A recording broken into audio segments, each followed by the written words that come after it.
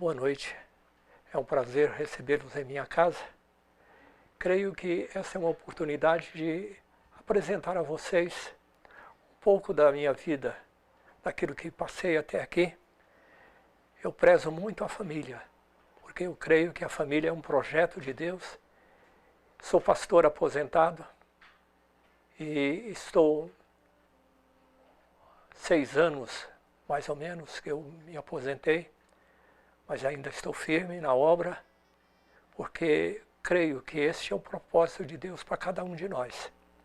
E por isso eu quero agradecer a vocês que vieram aqui e quero dizer que vocês são acolhidos com muito carinho e eu sou feliz de tê-los aqui ao meu lado.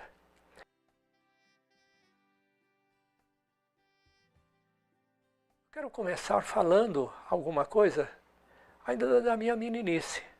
Foi nada fácil, muitas dificuldades. Eu nasci no interior, na proximidade de Patos de Minas, e ali convivi a minha infância. Desde muito cedo eu tive que começar a trabalhar. A primeira lembrança que eu tenho de trabalho, eu puxava cavalo na carpideira, isso num lugar chamado Ponte Chique, fica perto de Patos de Minas. Ali morava um tio, e esse tio, eu fui morar com ele, se eu era menino, ainda garoto, talvez de uns 6, 7 anos de idade. E no tempo da lavoura, ou mesmo de criar o gado, eu trabalhei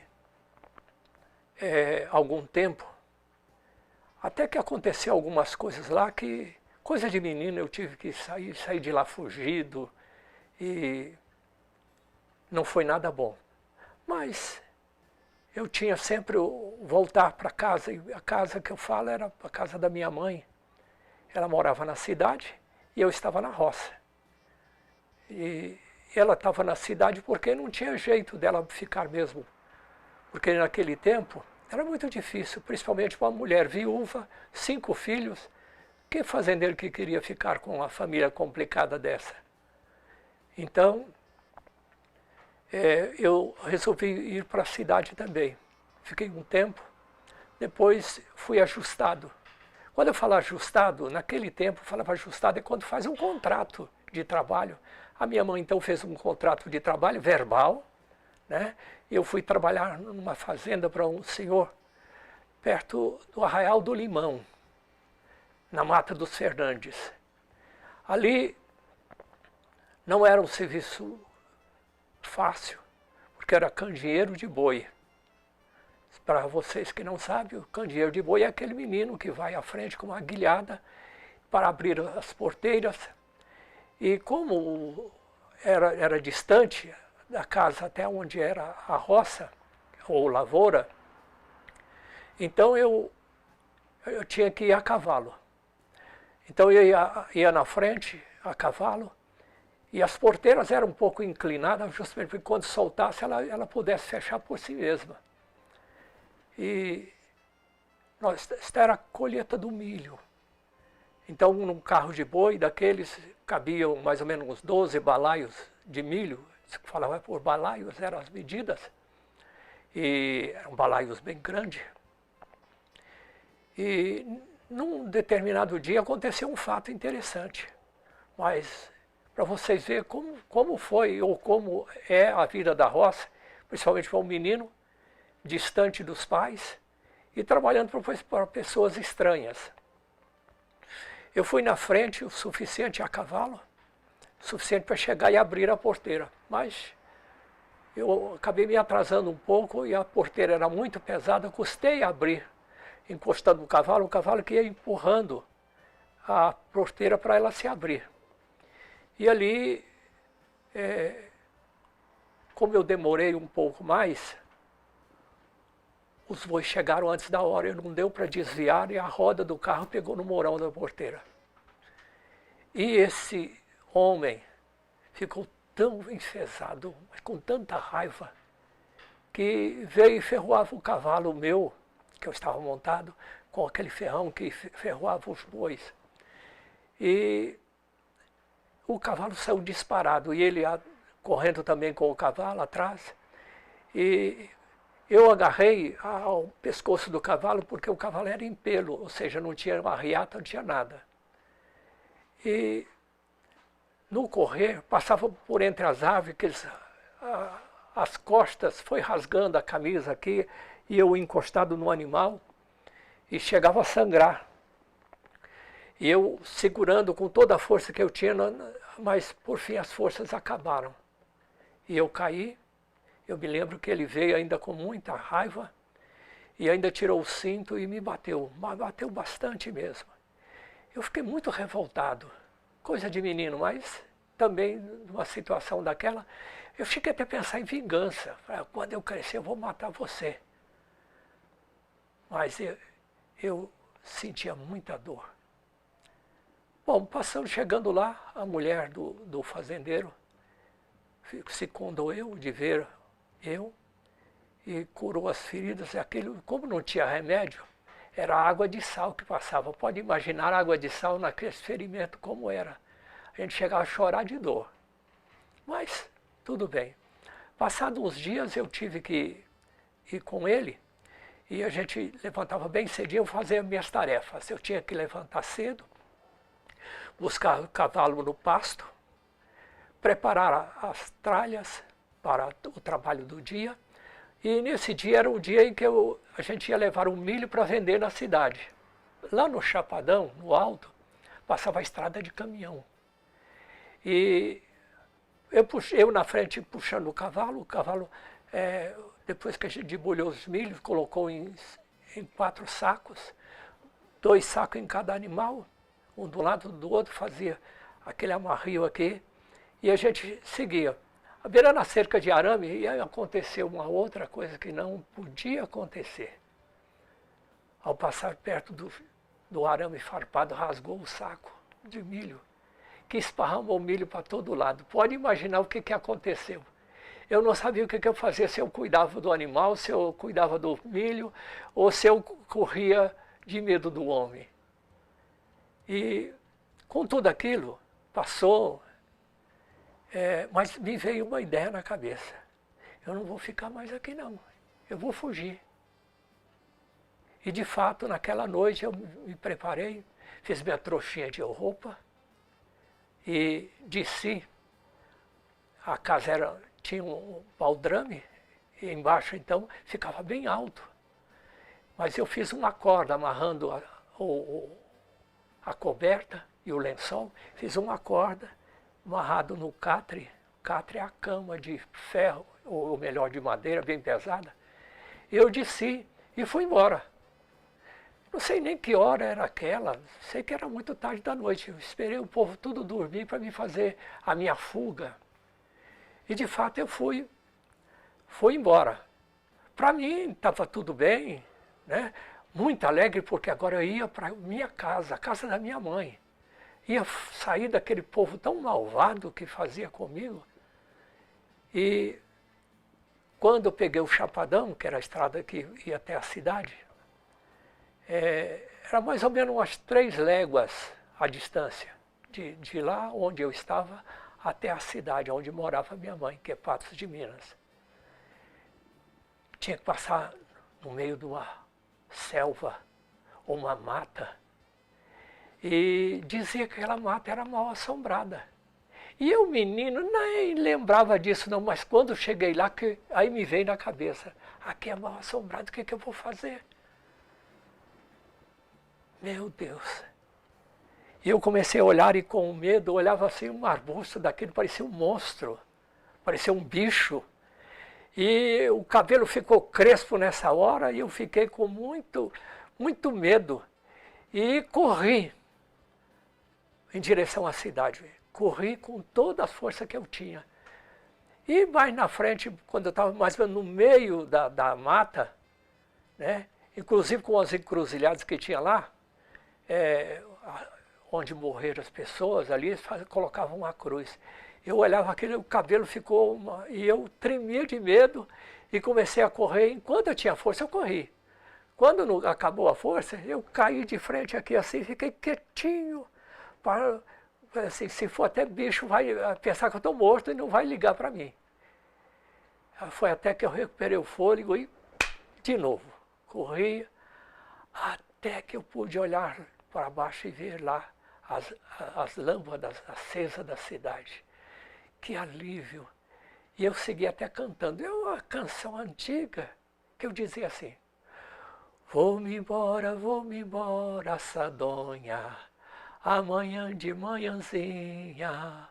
Vou-me embora, Sadonha, eu vou ver minha mãezinha, ai, ai, ai, mas ela mora longe, ai, ai, por esse mundo afora, ai, ai, o que devo fazer, ai, ai, vou-me embora, vou-me embora. E assim, cantando, parece que me deu um novo ânimo. E agora, assim, vendo as luzes da cidade chegando, eu me fortaleci naquilo e comecei, sei lá, foi rir, chorar, um misto de todas estas coisas, até que cheguei à cidade. Chegando perto de casa, eu chorava e sentia vontade de ver a minha mãe. Até que cheguei na casa, bati na porta, quando eu vi, veio uma mulher lá de dentro, pelo vulto, assim, da lamparina, porque não tinha luz naquele tempo, aonde nós morávamos. E era minha mãe. Quando eu dei um abraço nela, e ela também chorou comigo. Mas tudo bem, tudo aconteceu. Isso foi apenas um fato, mas aconteceram tantos outros. A partir daí ela não deixou mais eu ir para a roça. Agora, seja o que for, vocês vão ficar na cidade comigo. E a minha mãe tinha 5 filhos. Eram 3 homens e 2 mulheres. As mulheres eram Dalci e Geni. Os homens eram o Orsino, que era o mais velho, depois vinha o Osmar, que era assim, e eu era o caçulinha. Mas aí precisou de eu trabalhar. E todos nós, naquele tempo, eu trabalhei vendendo picolé, vendendo biscoito, vendendo requeijão, vendendo leite. Quando vendia o leite, era uma lata de mais ou menos 10 litros, e eu carregava aqui e saía gritando, ó leite, pela cidade afora. Quando era tarde, à tarde a gente recolhia para poder fazer os acertos, e o resto do leite ela fazia requeijão. E eu saía ainda à noitinha vendendo os requeijão. Então, sempre, mesmo na cidade, eu fazia de tudo. Capinava os quintais, rachava lenha, porque usava muito, era lenha, não tinha negócio de gás, essa coisa toda, era fogão de lenha mesmo. Mas aí apareceu um outro serviço, que eu tinha que guiar um cego. Olha só que profissão, desde cedo até guia de cego. Então a gente ia para o interior, ia para a roça, e a gente ganhava mantimento. Mantimento era arroz, feijão, essas coisas assim. E a gente tinha um cavalo que colocava essa carga e vinha. E ele me dava mais ou menos 20% daquilo que ganhava. Então eu podia levar para minha mãe arroz, feijão, coisas que a gente ganhava, um pedaço de carne seca, essas coisas todas, né? E assim foi algum tempo. Também na cidade, a gente chegava na hora do almoço, encostava no hotel daquele e pedia que ele desse um prato de comida para o pobre do cego. Mas a gente também, aproveitava do ceguinho e também comia do bom e do melhor. Mas acontece que o cavalo adoeceu. Precisou que eu levasse ele na casa de um dos conhecidos do cego. E era longe. Passava a ponte do Rio Paranaíba e seguia a estrada de caminhão, que ia longe mesmo. Mas eu não sabia a estrada fora da estrada de caminhão. Eu não conhecia a outra estrada. Mas acontece que em alguns lugares tinha os mata-burro. Mata-burro era um lugar que cavava assim, onde trazia os fios de arame, né? E ali colocava ali madeira, mas ficava os buracos assim, ó. Eles chamavam de mata-burro. Cavalo não passa nisso, porque eles têm medo. Mas eu forcei tanto o cavalo, e ele foi passar, e caiu, afundou as patas para dentro daquele buraco ali, e ficou isso aqui no tabuado, né? Ou nas toras de pau que forrava. E eu pelejei de todo jeito, puxava esse cavalo, mas ele não tinha como sair dali. Foi voltar para a cidade, sem cavalo e nem sabia onde tinha deixado o cavalo. E quando eu ia para a cidade, eu estou pensando, coisa de menino, né? Mas o que eu vou falar? Que história que eu vou ter que contar, porque se eu contar a verdade, a minha mãe vai acabar com a minha raça. Mas eu resolvi, então inventei uma história. Cheguei, falei que a gente estava passando num lugar onde tinha um despenhadeiro e o cavalo caiu. E só eu escapei daquilo. E por isso eu não tinha levado o cavalo de volta, porque o cavalo morreu lá nesse abismo. Mas acontece que eles não confiaram naquele. Eu acho que essa história não está verdadeira, não. Mas eu fiz de tudo para não contar a verdade de jeito nenhum. Passou-se uns 6 meses, mais ou menos. Apareceu alguém lá, na casa do cego, que sabia, era conhecido lá. E falou, uai, fiquei sabendo que um cavalo seu, que você andava com ele por aí, mas o seu guia, e que esse cavalo estava morto, mas não está morto não, ele tinha caído no mata-burro, nós juntamos os homens e tiramos ele. E soltamos ele no pasto, fez uma sangria e ele tá roliço de gordo, tá bom demais. E a cara ficou desse tamanho, né? A mentira caiu por terra. Mas isso era coisa de menino. Quando a gente é menino, a gente faz coisa de menino mesmo. Bom, essa foi uma fase da minha vida. Tantas outras coisas aconteceram que a gente poderia passar o tempo todo aqui contando causa, e mineiro gosta de contar causa. Mas a minha infância foi mais ou menos isso aí. Mas eu continuo contando causa, que eu posso dizer, essa é a minha história, ou a história da família.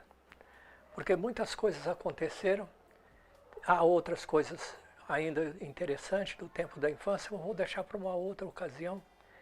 E até para falar pessoalmente, quem sabe a gente desperta a família para a gente contar causa e saber das nossas raízes, a nossa trajetória, porque tudo é importante na vida.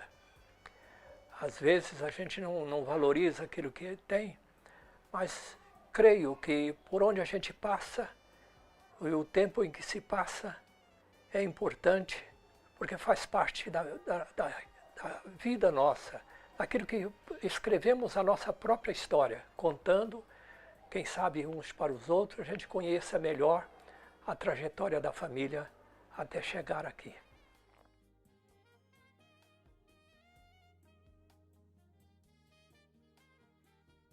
Bem, nesse propósito, eu quero agora falar um pouco mais, mas já na minha adolescência, quando eu estava preparando para o serviço militar, já morando na cidade, em Patos de Minas, e eu quase sempre morei com a minha irmã. A minha irmã Dalci, a gente tinha uma afinidade muito grande. Por onde ela ia, eu ia também. E quando o seu esposo, o Adão, veio para Brasília, nos anos 60, eu fiz companhia para ela. Então, os filhos tudo mais miudinho, e eu já adolescente, achando que já era homem, né? Era o homem da casa. E quando o Adão resolveu levar a família, eu vim com eles. Nós viemos num caminhão, parecendo que a gente chama de pau de arara, né? E a gente colocou a mudança no caminhão e em cima colocou-se 2 colchões e veio, imagine, eu, a Dalci e os meninos. Levamos 3 dias de viagem para vir de Patos de Minas para cá. Naquele tempo não tinha asfalto, não tinha estrada, estava fazendo a estrada ainda, tinha então os desvios, tinha vezes que atolava o caminhão, e assim a gente veio, com muita dificuldade, mas chegou. E chegamos, o Adão havia construído um barraco na vila do IAPI, perto daquele tempo chamava Cidade Livre, hoje Núcleo Bandeirante. E moramos por ali, ao lado morava o Zé Branquinho, né, que era outro conhecido nosso, que é também de Patos. E assim a gente, morava o Adão, tinha uma outra casinha que era da mãe dele, e tinha outra casa que era do Zé Branquinho. E eu comecei a trabalhar então, o Adão estava com muito serviço, eu comecei a trabalhar com ele, fazendo limpeza e raspando o taco, aplicando sinteco, essa coisa toda. Mas eu já tinha profissão, eu já tinha trabalhado como bombeiro hidráulico. Eu fiquei até chegar o tempo de eu prestar serviço militar, que foi em 1962, eu fui para Patos para prestar serviço militar no tiro de guerra 91. Eu não quis fazer aqui porque aí eu ficava longe da minha mãe, eu queria então ficar mais perto.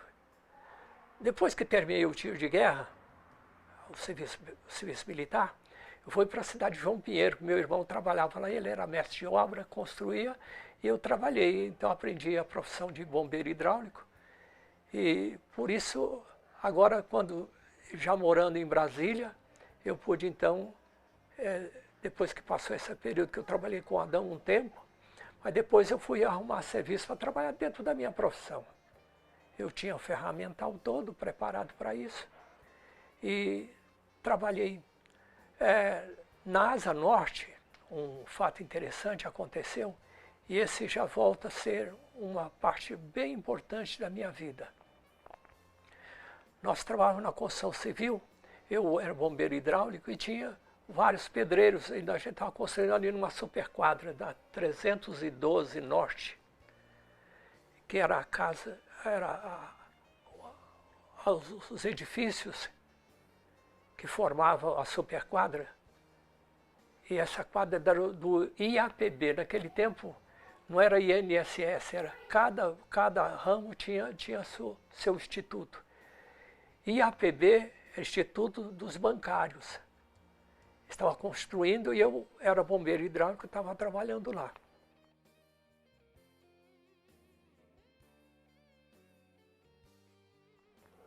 Aconteceu um fato interessante nesse tempo. E o fato interessante foi que no horário do almoço apareciam as pessoas estranhas e a gente estava trabalhando e quando chegava a hora do almoço eles sentavam os dois num quartinho ali fazendo as alvenarias, sentava ali, ia ler um livro da capa preta. Eu achava isso tão estranho.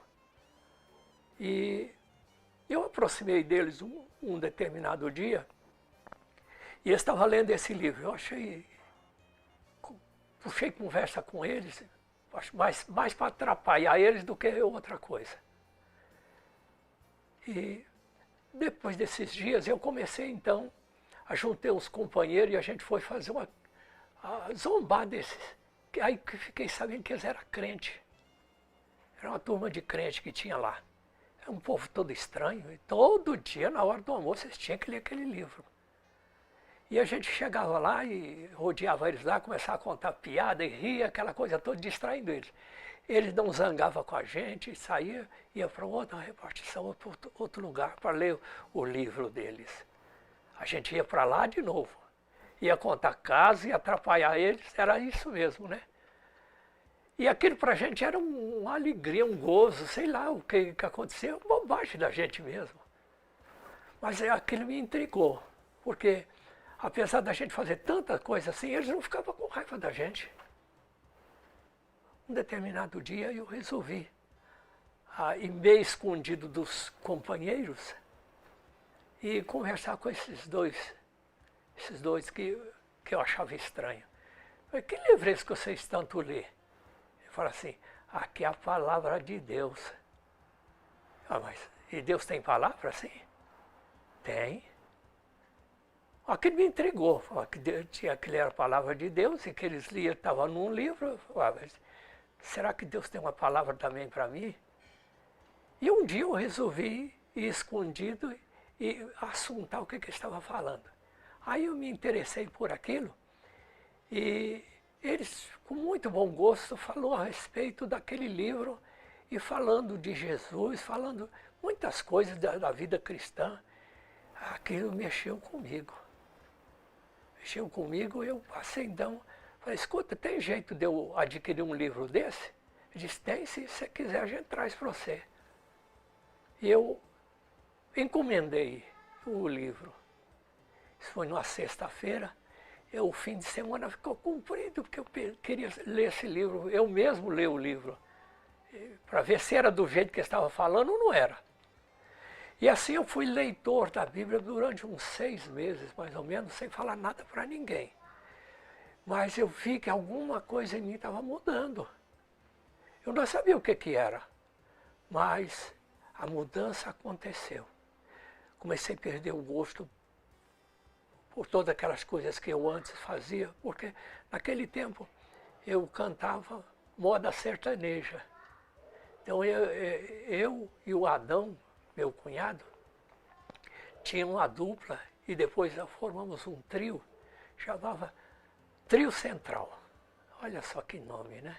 Então era Moura, Moreira e Oliveira, o dedo mágico do acordeão. Eu era o Moreira, o Adão era o Moura. E a gente cantava, tinha programa sertanejo na Rádio Nacional.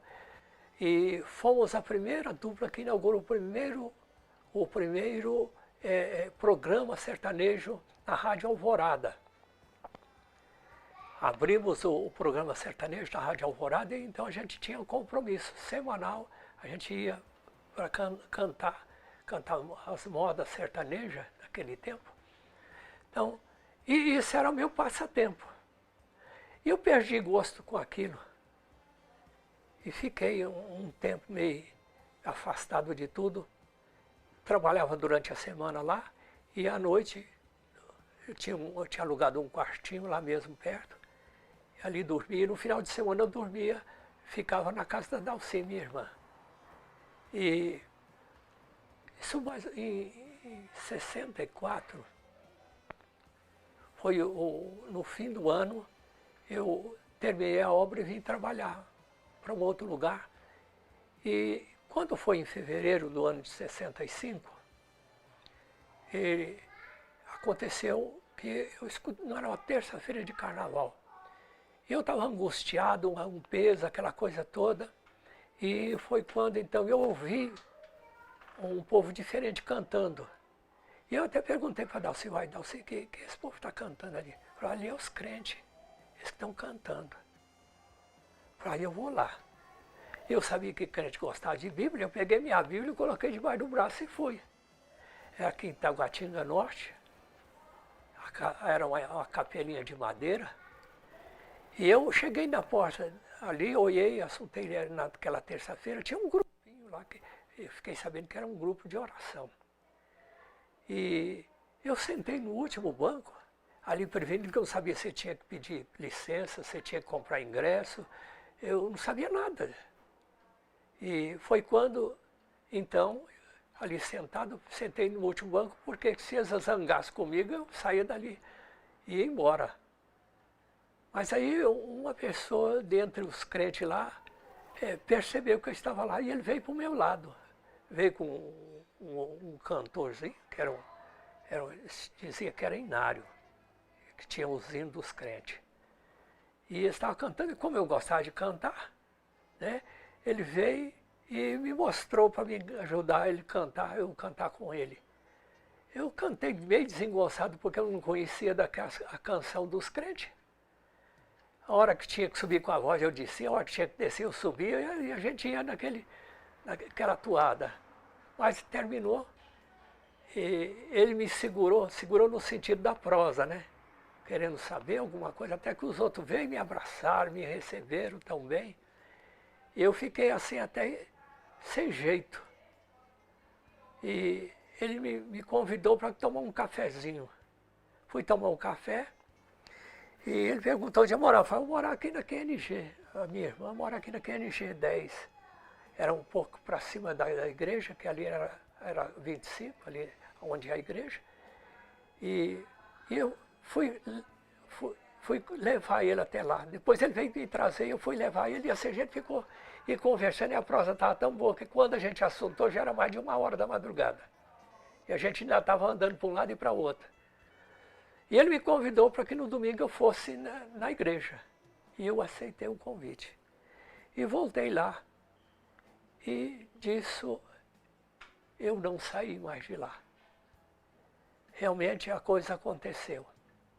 Até que um dia eu tive a oportunidade de receber Jesus como Senhor e Salvador. Me tornei então evangélico. Trabalhando aqui na construção da X, a X era casas populares, e onde mais tarde o zelador da igreja, que sempre me discipulava, chamava-se Avelino Antônio de Oliveira. Quem era o Avelino? Ele era o guia leigo da igreja, e eu não sabia ninguém, essas coisas, tudo vinha aprendendo o que era, né? Que a vida de crente, que era diferente. Mas eu fumava, eu bebia, estava tudo atrapalhado. E eu olhava e não fazia nada disso. Esse negócio aqui não está bom, não. Como é que eu vou ficar? Eu fugia na hora do culto, que esse calado intestino, eu ia sair fora para poder fumar. Né? Como se estivesse escondido. Esconder de quem e de quê? Afinal de contas, a coisa era minha, entre eu e Deus. Mas, por fim, eu cheguei à conclusão, bom, aqui se eu quiser ficar, eu vou ter que largar esse trem, ué. Porque não está certo. Eu sou o único que bebo e fumo aqui. E fiz um propósito com Deus. E Deus me atendeu e eu pude ser livre de todas estas coisas.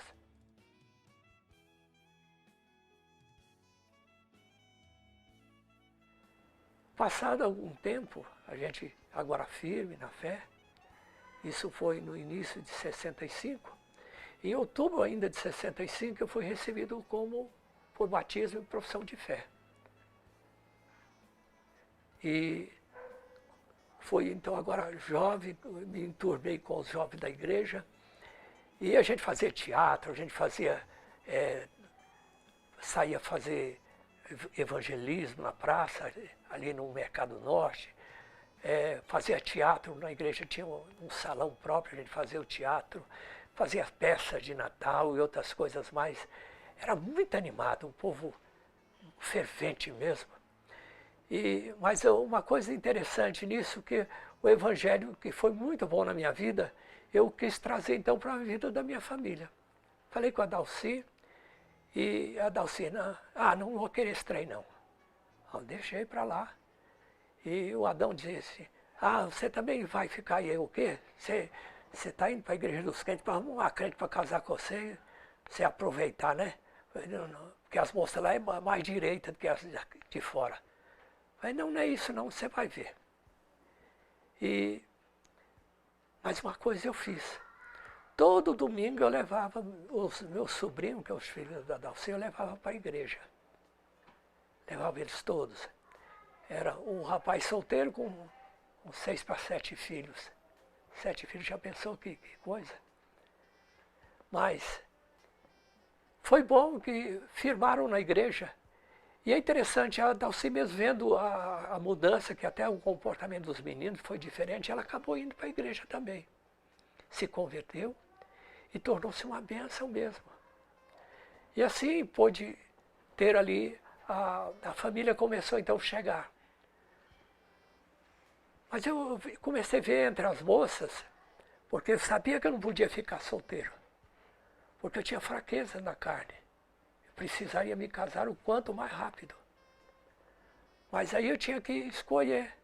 Tinha tantas meninas, né, mocinhas, e acabei falando de namoro com uma dessas moças. Ela não tinha interesse nenhum, ainda mais eu acho que ela não gostava de jeito nenhum, achava eu meio esquisito, diferente. Mas aí era filha do zelador da igreja. E como a gente fez amizade, acabou no fim, eu falei que ele tinha falado de namorar a filha dele, a filha mais velha. E ele fez empenho, porque ele que estava me evangelizando, e acabou ele confiando mesmo. E ele que forçou a barra para que ela pudesse dizer sim para a gente namorar. Isso eu falei de namoro com ela mais ou menos no meio de novembro. Ela falou que ia pensar. E foi só em março do ano seguinte que ela veio dizer que podia namorar comigo, mas isso porque foi pressão do pai dela. Chegou a dizer, ó, eu vou fazer força para você casar com a minha filha, mas você toma jeito, hein? Cuida bem. Não pode deixar que eu não vou decepcionar o senhor, não. E foi a melhor coisa que aconteceu na minha vida. A gente pôde, então, agora sim servir ao Senhor com mais espontaneidade, com mais firmeza, e os anos foi passando assim. E a gente, então, fiz proposta de namoro em março, e custei esperar ela fazer 16 anos, isso em agosto, e foi quando então a gente ficou certo de namoro e casamento. Ficamos noivos, e quando ela fez os 16 anos, nós demos entrada nos papéis, e em outubro a gente casou, no ano de 66. Então, estava com pouco tempo na igreja, mas já estava agora casado. Né? E aquilo que eu fazia lá fora antes, que era tocar violão e cantar as modas caipira, agora meu repertório era outro, cantar os hinos. Mas eu não sabia tocar direito, aliás, eu nunca aprendi a tocar violão direito. Eu sabia mais aqueles batidão mesmo, de moda, de viola. E eu passei a cantar os hinos no estilo de sertanejo mesmo. Até que eu ganhei a primeira pessoa para Jesus,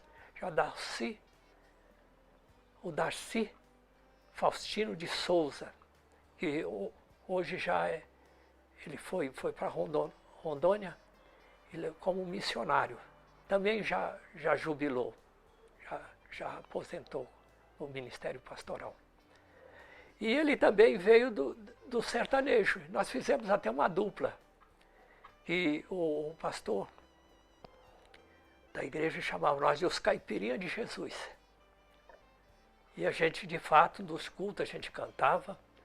Quando tinha outras oportunidades, a gente cantava os hinos do ruinário, mas no estilo sertanejo. E a igreja começou, então, tendo um centro de recuperação e de atendimento às pessoas, às famílias, lá na Vila do IAPI. E eu depois, acompanhando a igreja, veio e se instalou. Criaram com a invasão, removendo a invasão, criou aqui a Ceilândia. E a igreja recebeu 2 lotes aqui, 2 terrenos, um na parte sul, Ceilândia Sul, e outro na Ceilândia Norte. E assim alguns anos passaram, e quando veio o chamado para o Ministério Pastoral. No Ministério Pastoral, que eu senti o chamado de Deus, eu comecei então a buscar a Deus. Eu trabalhava na Fundação Educacional na área de manutenção, que era no setor de indústria. Nesse tempo eu morava no Guará, na QI8, e eu ia de bicicleta para o trabalho, lá na Fundação Educacional. E andando pela rodovia estava se tornando muito perigoso, porque o movimento era muito grande. Eu passar, então tinha uma estradinha de terra, e a gente passava por trás, assim, ladeando, mas saía fora da estrada dos automóveis. Mas um certo dia eu senti muito mal. Senti muito mal e fui no serviço de saúde e eles me deram o atestado e eu vim embora. Ia para casa então, empurrando a bicicleta, estava tão ruim que eu não aguentava nem pedalar. E quando eu passava por um lugar, um determinado lugar perto da onde passava um ribeirãozinho, um córrego, eu sentia uma coisa estranha, como Deus falando comigo para que eu entrasse naquele lugar ali para oração. Mas eu falei, Deus, mas eu não posso entrar aí agora, eu estou passando mal, estou indo para casa, estou querendo deitar, estou querendo uma cama. Como é que eu vou? Mas ele foi forte, eu não queria ir, mas por fim fui vencido. Graças a Deus que fui vencido pelo Senhor. E eu entrei num lugar beirando assim, deixei a bicicleta amoitada e fui para um lugar onde tinha um clarão, ou seja, as árvores eram abertas assim, vinha o sol ali da manhã que estava radiante. E eu comecei a orar. A princípio eu estava orando pela igreja. E comecei até a reclamar a Deus que eu não estava bem. E por fim, até esqueci que eu estava doente. E comecei, quando eu pensei que não, veio alguma coisa e começou a falar comigo. Era o Senhor que falava comigo. E Ele me deu uma visão ali. E essa visão tinha 3 árvores principais ali, que estavam de forma diferente. E Ele me mandou que eu olhasse para a esquerda. Eu olhei à minha esquerda e tinha uma árvore que estava caída. Uma das raízes estava exposta e cheia de coisas que estavam atrapalhando, e ela estava caída. Mas estava verdinha porque algumas raízes ainda estavam ali recebendo o alimento, a umidade. E eu disse, ele perguntou, o que você está vendo? Eu falei, Senhor, estou vendo aqui uma árvore caída. E ele disse, pois é, meu filho, essa aqui é a igreja, é a minha igreja. Ela está caída. Veio uma forte tempestade e ela caiu. Ela caiu porque o vento foi mais forte. Ela deixou a oração, não está mais me servindo. E falando tudo aquilo, descrevendo como estava de fato. E por causa disso caiu. Então, era a situação da igreja naquela ocasião. Depois disse assim, olhe para a sua direita. E eu olhei, tinha uma outra árvore, eu disse, o que você está vendo? Eu falei, estou vendo uma árvore, mas ela está cheia de ervas daninhas, está toda tomada, ela parece estar sufocada com estas coisas. Disse, esta é a igreja. O mundo está dominando. E por isso mesmo, eu estou te levantando. Porque a igreja precisa estar livre de todos esses embaraços, essas coisas que estão atrapalhando o caminhar dela. Depois ela disse, olhe para a frente. O que você está vendo? Eu falei, eu estou vendo aqui o córrego e é uma árvore enorme aí. Ela está verdinha e ela é mais alta. Pois é, assim é a igreja que eu quero. Eu quero a minha igreja restaurada, livre de todo embaraço. Quero levantá-la, porque ela está caída. E estou te levantando para realizar esta obra que eu estou confiando a você. Foi a confirmação do meu ministério pastoral, porque eu tinha pedido ao Senhor que me desse com clareza. Eu fui descobrir então que o meu ministério pastoral seria de restauração.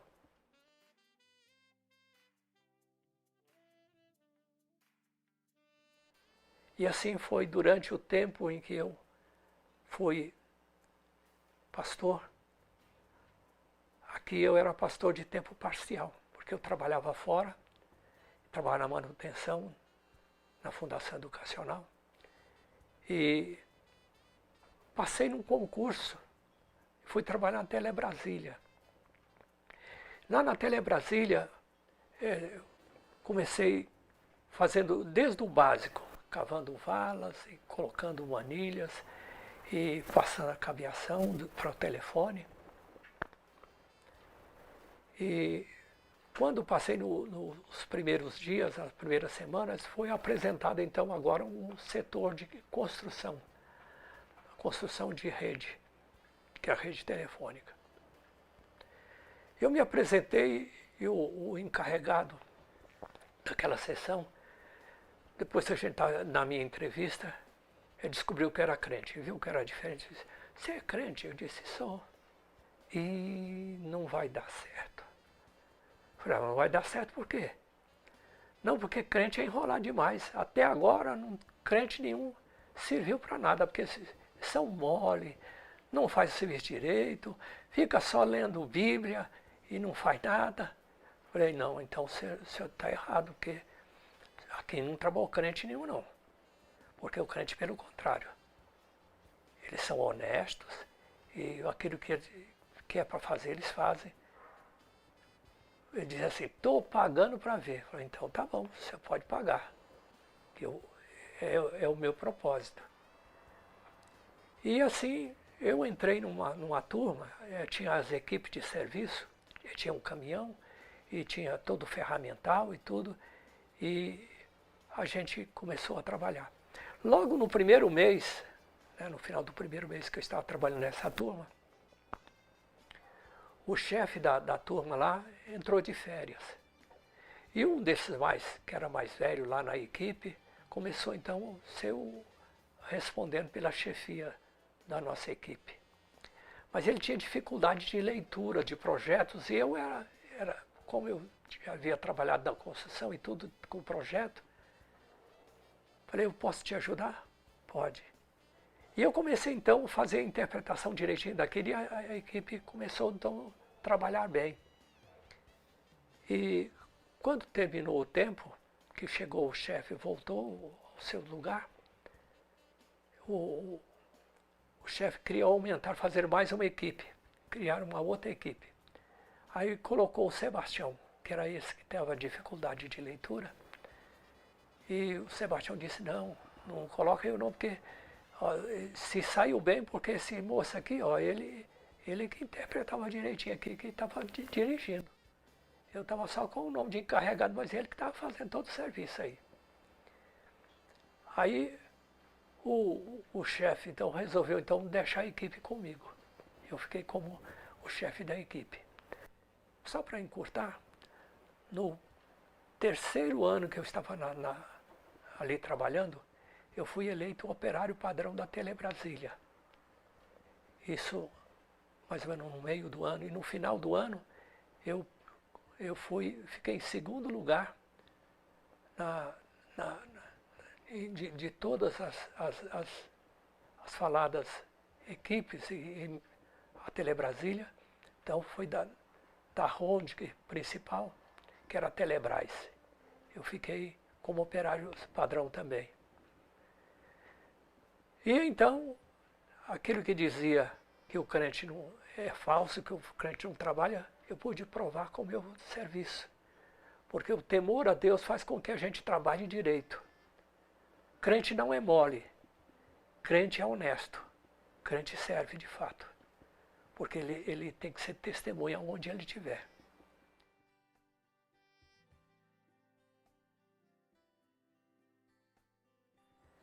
Bom, isso é um pouco da história.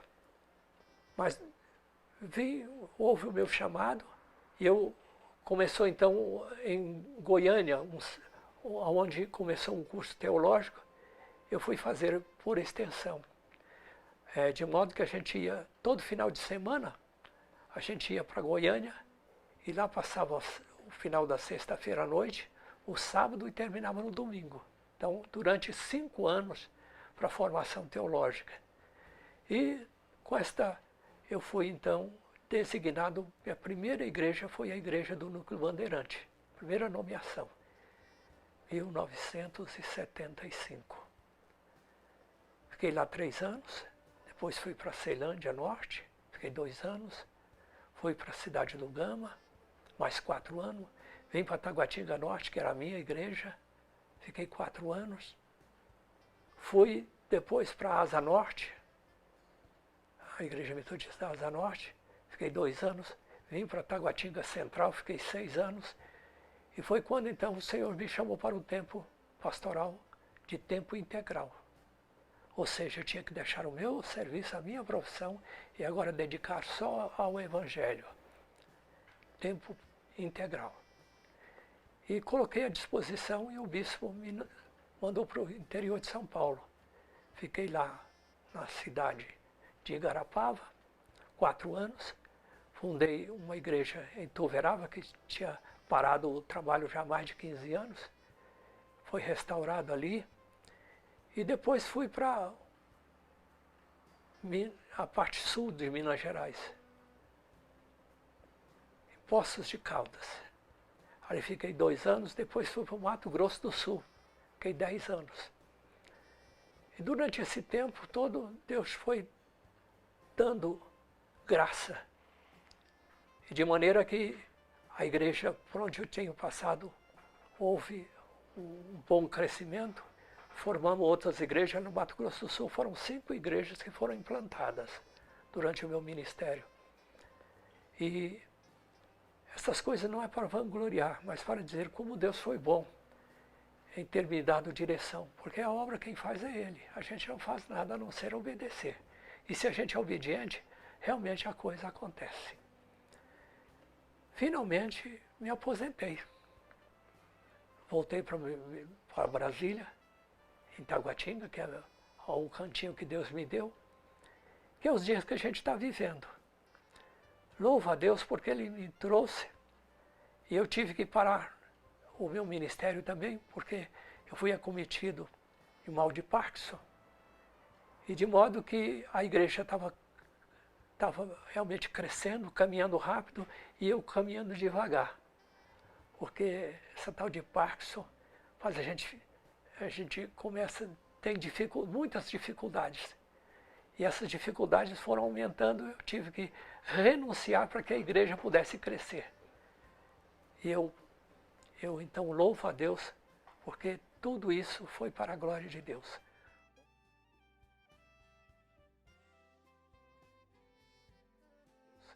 Hoje estou aqui, a minha esposa, Eunice, que cuida de mim e cuida bem, né? E moro aqui nos fundos, meu filho Emanuel mora aqui na frente, e tem as 2 filhas, a Eude e a Esdras. Um mora na QNL, a Eude, e a outra mora na Samambaia, no setor de mansões da Samambaia. Tenho 5 netos, né? 2 já são formados, já têm curso superior, e os outros estão chegando. E tem um Petitinho, que tem 4 anos, que é o Davi, que tem sido a alegria dos avós. Assim é um pouco da minha história. Que Deus possa estar nos abençoando a todos. E eu espero que esse, como um relato e um testemunho da bondade de Deus na minha vida. Que o Senhor nos abençoe.